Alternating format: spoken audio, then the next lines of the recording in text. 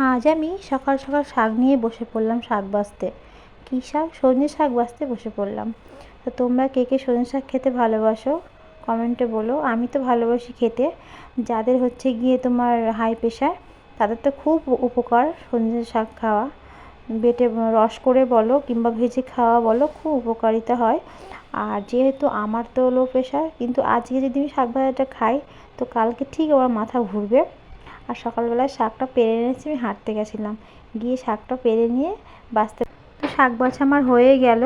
তারপরে আমি উঠে যে জুতোগুলো ঠিক করছি, দেখো দরজার সামনে জুতোগুলো কেমন আগোছালো পড়ে আছে। আর আমার দুটো রুম, দুজনে থাকি, এদিকে থাকি ভাড়া, আমার পাশেও থাকে ভাড়া। আর সবাই মিলে জুতোটাকে সামনে, তো জুতোগুলো রাত্রেবেলা রেখেছিল আগোছালো হয়ে পড়ে আছে, তো আমি ভাবলাম কি জুতোগুলো একটু তুলে ঠিক করে রাখি। আর দেখো সজনে শাক বাছা হয়ে গেছে আমার, আর এই ডাল পাতাগুলো নিয়ে ফেলে দিতে যাচ্ছি।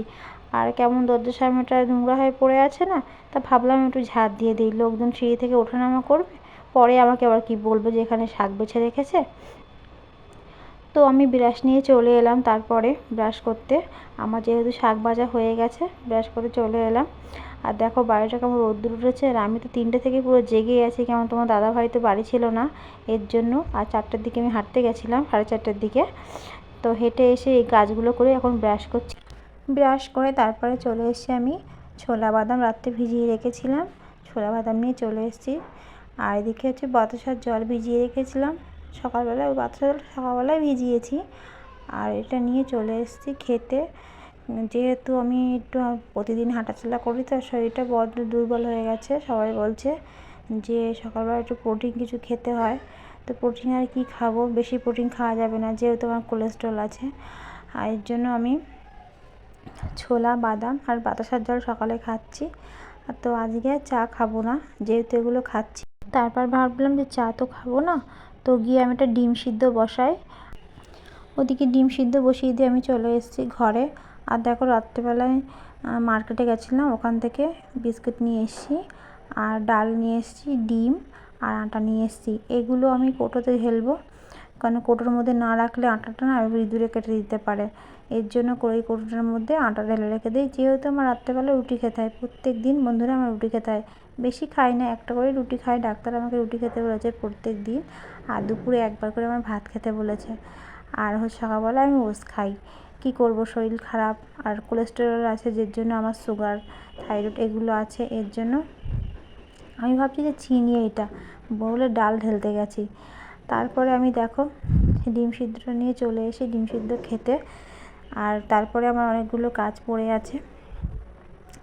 আর যেহেতু আজকে আমি অন্য কিছু রান্না করব না, কোনো রিচ খাবার রান্না করব না, আমি করব ডাল করব আর শাক নিয়ে শাক ভাজা করব আর ডিম ভাজা করব।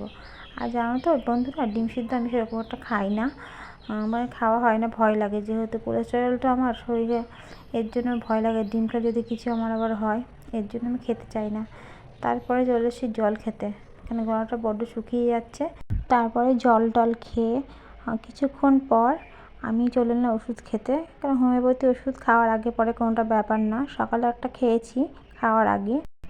তারপর এদিকে দেখো হাঁটতে গিয়ে কিছু নিয়ে জয়ী কিছু নিয়ে যায়নি।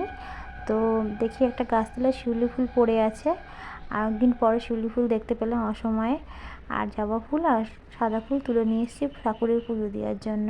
আমি প্রতিদিনই হাট থেকে ঠাকুরের জন্য ফুল নিয়ে আসি, তো আজকে একটা কলা পাতা ছিঁড়ে ওটাতে করে নিয়ে এসেছি, নিয়ে ঠাকুরের সাজিতে ঢেলে দিয়েছি।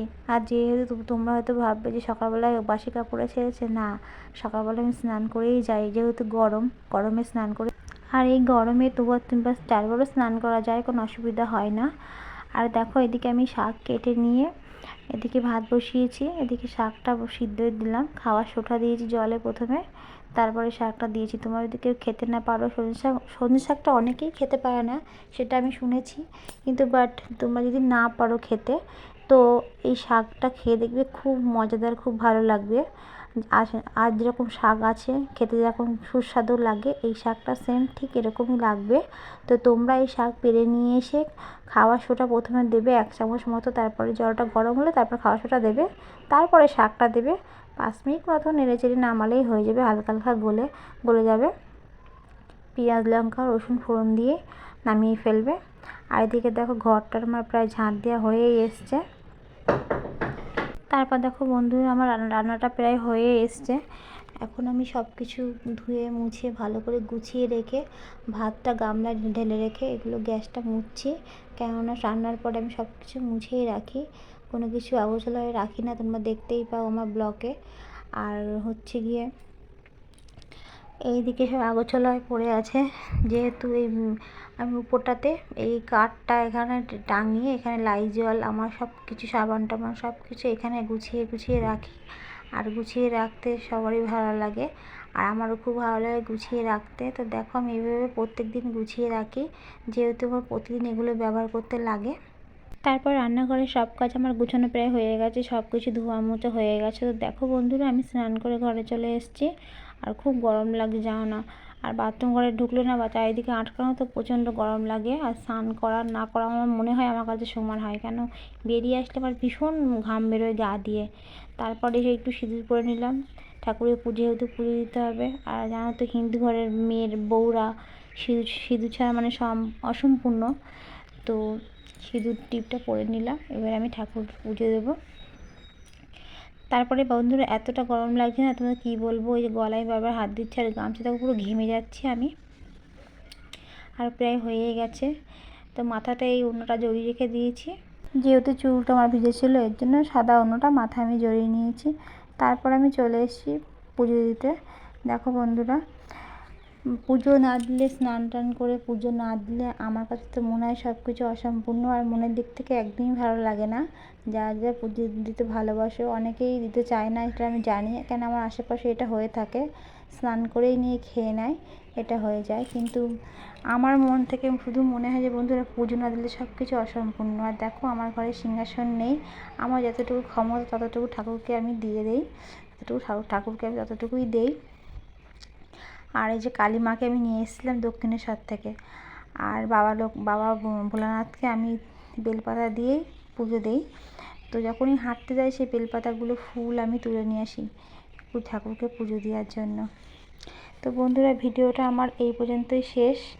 তো আমার ভিডিও যদি তোমাদের ভালো লেগে থাকে তো একটা লাইক, একটা কমেন্ট, একটা শেয়ার, আর পরেরটা তোমাদেরকে বলতে হবে না, সাবস্ক্রাইবটা করে দিও প্লিজ।